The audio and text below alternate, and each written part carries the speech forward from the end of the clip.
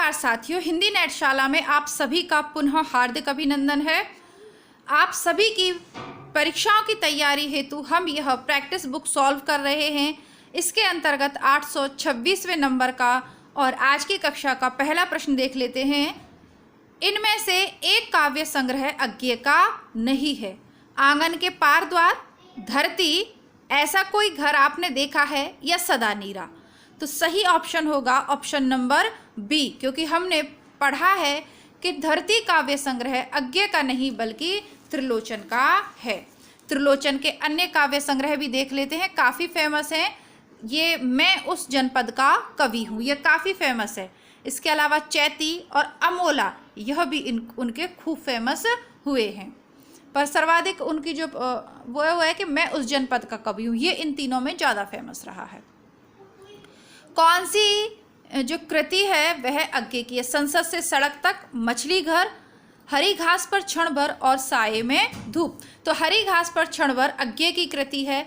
साये में धूप यह दुष्यंत कुमार का गजल संग्रह है। संसद से सड़क तक तो धूमिल की फेमस रचना है जो हमारे सिलेबस में भी निर्धारित है। और बची एक रचना मछली घर जो अपेक्षाकृत, इन तीनों के अपेक्षाकृत थोड़ी सी कम सुनी होगी।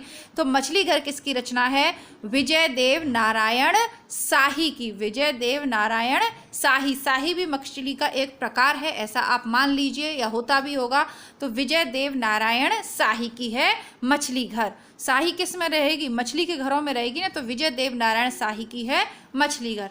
संशय की एक रात किस कवि की रचना है? तो संशय की एक रात नरेश मेहता की रचना है, जो किसके संशय पर आधारित है?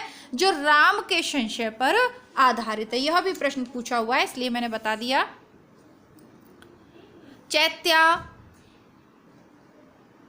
चैत्या, प्रवाद पर्व, अरण्या नरेश मेहता की अन्य काव्य कृतियां हैं। अरण्या के लिए नरेश मेहता को वर्ष 1988 ईस्वी का साहित्य अकादमी सम्मान प्राप्त हुआ। नरेश मेहता को उनकी संपूर्ण रचना कर्म के लिए वर्ष 1992 ईस्वी का ज्ञानपीठ पुरस्कार प्राप्त हुआ। तीसरा सप्तक कब प्रकाशित हुआ? Option number B 1959। तीसरा सप्तक 1959 में प्रकाशित हुआ।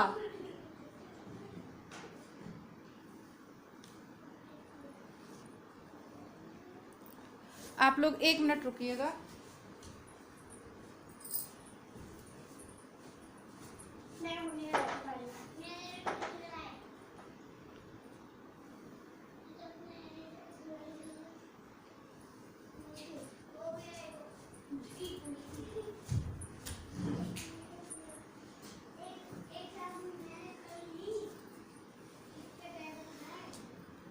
तीसरा सप्तक कब प्रकाशित हुआ? तो ये चारों सप्तकों को आप क्रमबद्ध रूप से याद रख पाएंगे तब इनका उत्तर दे पाएंगे। तो सही उत्तर है 1959 में।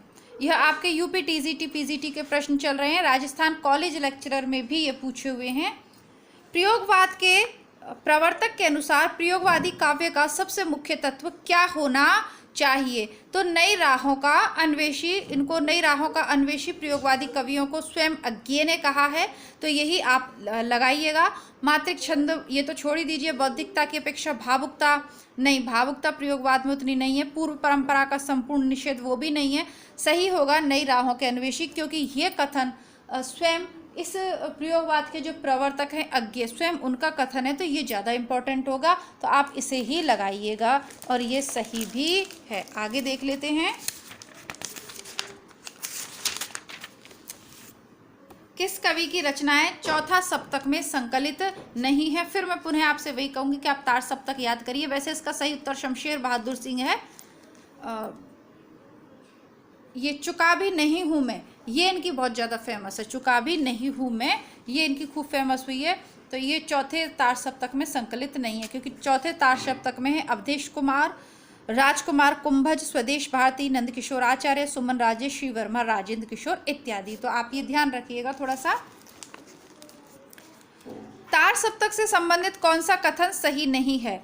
तो शकुंतला माथुर की रचनाएं तीसरे तार सप्तक में संकलित हैं। ये सही नहीं है क्योंकि इनकी रचनाएं दूसरे तार सप्तक में संकलित हैं। तीसरा तार सप्तक 1959 में प्रकाशित हुआ, ये अभी देख ही लिया। चौथा 1969 में हुआ, ये भी ठीक है। रघुवीर सहाय दूसरे सप्तक के कवि हैं, यह भी ठीक है।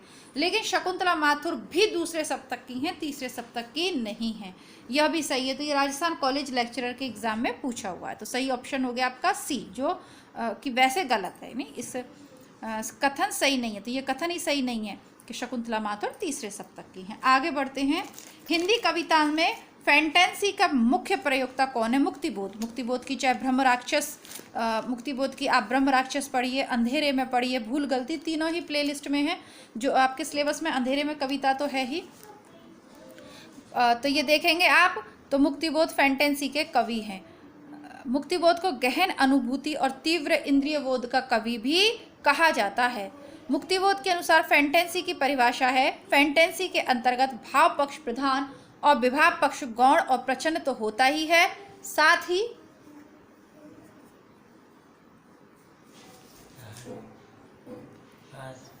लाइट आ गई है वो चला लो।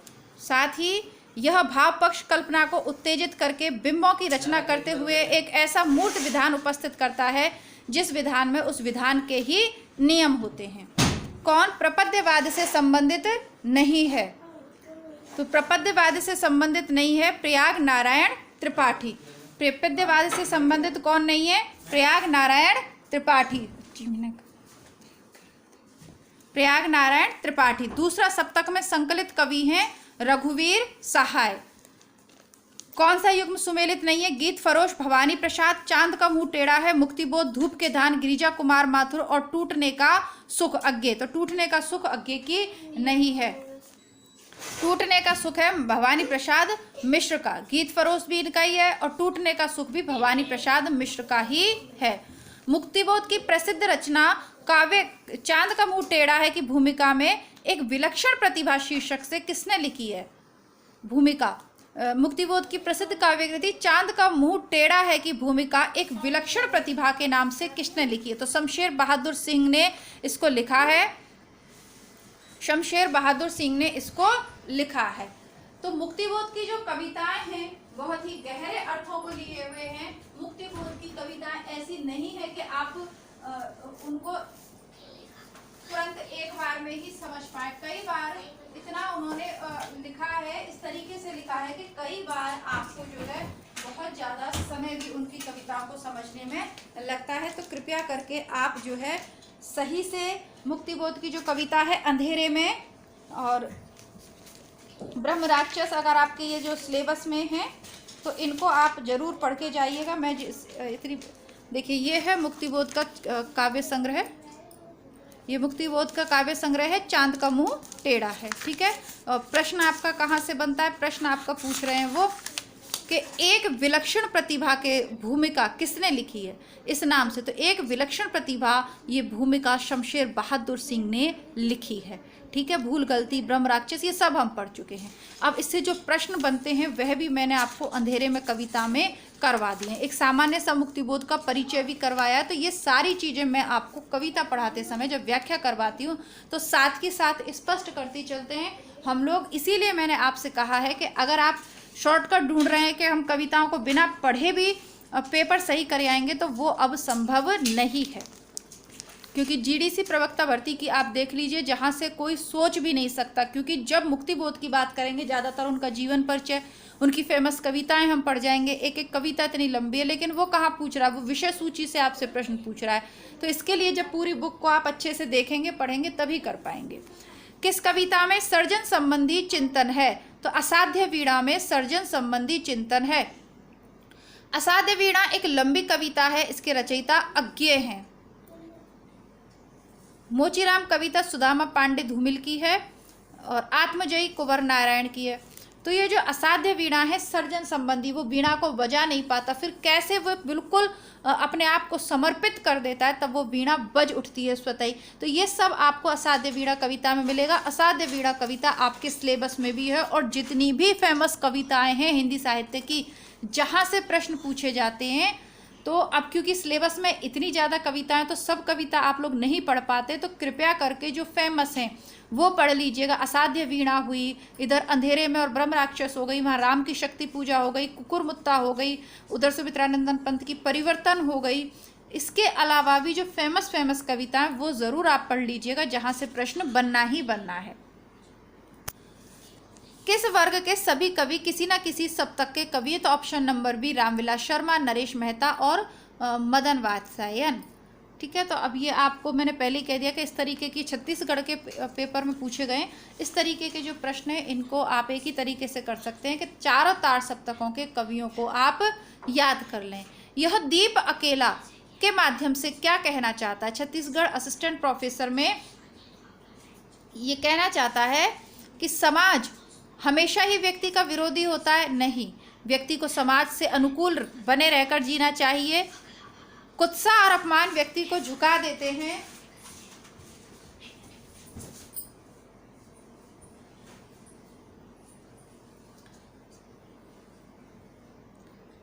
और व्यक्ति निराश होकर समाज के पास ही जाता है, ऐसा भी नहीं है। व्यक्ति विशिष्ट बने रहकर ही समाज के लिए कुछ कर सकता है। तो ऑप्शन नंबर ई इसका सही उत्तर। यह दीप अकेला कविता के माध्यम से कवि यह कहना चाहता है कि व्यक्ति विशिष्ट बने रहकर ही समाज के लिए कुछ कर सकता है। आगे देखते हैं, किस कविता में शहरी जीवन पद्धति के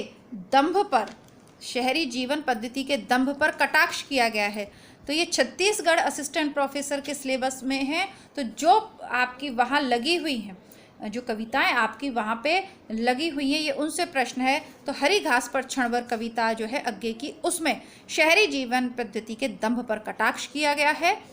हरी घास पर क्षणभर कविता प्रयोगवाद तथा नई कविता के शलाका पुरुष कहे जाने वाले अग्गे द्वारा रचित है। अग्गे अस्तित्ववाद में विश्वास रखने वाले कवि हैं। तो अग्गे का विश्वास किस में है? अस्तित्ववाद में। अंधेरे में कविता में प्रतीक के रूप में क्या नहीं है?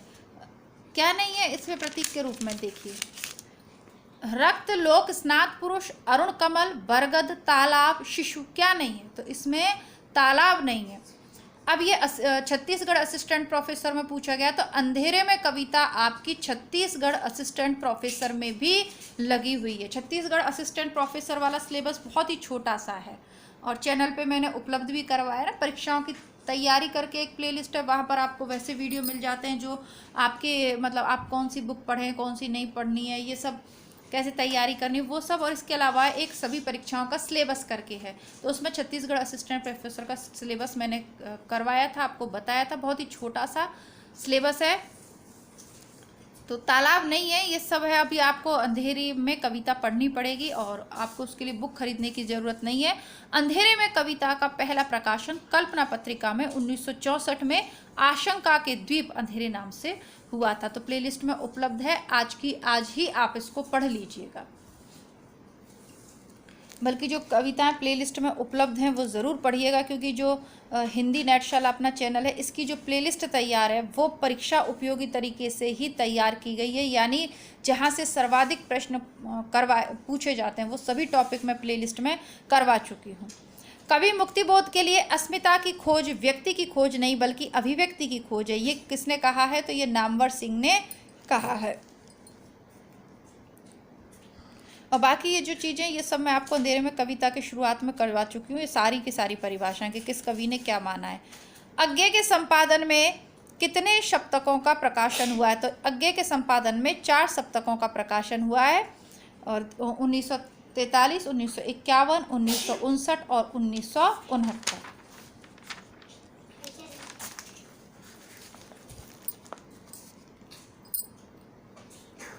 प्रयोगवादी काव्य के संदर्भ में इनमें से कौन सा कथन असत्य है?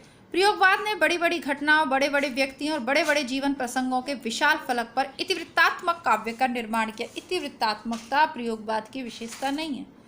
इतिवृत्तात्मकता प्लस प्रबंधात्मकता यह विशेषता है द्विवेदी युग की। तो पहला ही गलत हो गया। दूसरा, भावुकता के स्थान पर ठोस बौद्धिकता हाँ, तो ये सही है।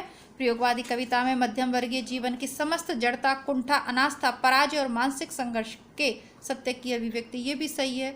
और प्रयोगवाद नाम उन व्यक्तियों के लिए रूढ़ हो गया जो तार सप्तक के माध्यम से सन 1943 में प्रकाशन जगत में आई। तो ये भी ठीक ठाक ही है, मतलब, लेकिन सबसे ज़्यादा जो इसमें है वो इतिवृत्तात्मक वाला आपका गलत है। रामविलास शर्मा किस विचारधारा के प्रतिनिधि कवि हैं? तो जनवादी विचारधारा, न परंपरावादी है, न शास्त्रीय विचारधारा के, न सांस्कृतिक मूल्यवादी, ये किसके? जनवादी विचारधारा के अधिक करीब हैं। प्रारंभिक इनकी कविताएं हैं रूप तरंग, सदियों के, सोए जाग उठे, बुद्ध वैराग्य और प्रारंभिक कविताएं। कौन सी रचना रघुवीर साय की नहीं है? स्वाधीन व्यक्ति, नेता क्षमा करें, कितनी शांति, आत्महत्या के विरुद्ध। तो रघुवीर साय की कौन सी नहीं है? तो कितनी शांति ये नहीं है, बल्कि ये किसकी है? ये अज्ञे की है।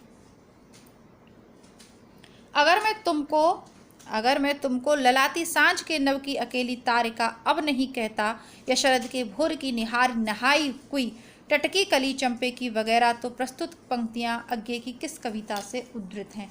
तो ये कलगी बाजरे की से उद्धृत हैं। यह भी काफ़ी फेमस है, GSSB के प्रश्न चल रहे हैं, ये PGT वाले, काफ़ी फेमस है कलगी बाजरे की, हम शीघ्र ही पढ़ेंगे। प्रयोगवादी रचनाओं में लोकप्रिय न होने का कौन सा कारण निम्नलिखित में से नहीं है? समाज निरपेक्षता, दुरूहता, समाज सापेक्षता और अस्पष्टता। बाकी सब तो है ही, निरपेक्षता, दुरूहता, अस्पष्टता, सापेक्षता उसका कारण नहीं है। अगर लोकप्रिय नहीं हुई तो इसलिए थोड़ी ना नहीं हुई कि समाज सापेक्ष थी, समाज सापेक्ष होने पर तो लोकप्रिय होती। तार सप्तक के कवि नहीं है निराला, माचवे, मुक्तिबोध और अज्ञे। निराला तार सप्तक के कवि नहीं है। तो 850 प्रश्न हमने कर लिए हैं आधुनिक काल के। आशा करती हूँ आपने भी मेरे साथ कर लिए होंगे। नहीं करे हैं तो प्लेलिस्ट में सभी क्रमबद्ध रूप से प्रैक्टिस सेट्स मैंने लगा दिए हैं, कर लीजिएगा आप लोग। आधुनिक काल की प्रैक्टिस सेट है ये। बाकी आदिकाल, रीतिकाल और भक्ति काल के प्रैक्टिस सेट आपको हिंदी बुकशाला पर मिल जाएंगे। उपन्यासों में आपका बंटी और गोदान इस पे मिलेगा। बाकी सभी उपन्यास, किताबें, नाटक वगैरह आपको बुकशाला पर भी उपलब्ध हैं। बहुत सारी किताबें प्लेलिस्ट में उपलब्ध हैं। नए हैं, प्लेलिस्ट को चेक करिए। मिलती हूँ आपसे तब तक बुकशाला पर प्रैक्टिस सेट के साथ। तब तक के लिए नमस्कार, धन्यवाद, जय हिंद।